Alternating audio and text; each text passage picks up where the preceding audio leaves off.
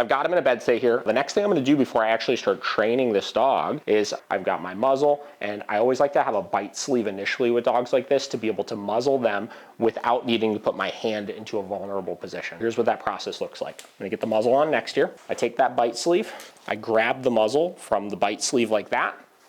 That way I could go ahead and get this on his face. Perfect. From there I could get the straps.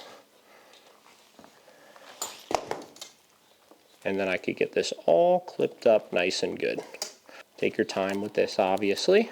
If you were to break this down stay, I would utilize a leash correction. Even though he's just on a flat collar, I could still implement a fairly firm leash correction for non-compliance of this bed stay, get him resituated back into it, and then continue moving forward with stuff. So by getting him focused on the thing I'm asking him to do, I could safely put that muzzle on without a ton of resistance and make sure that I keep myself safe along the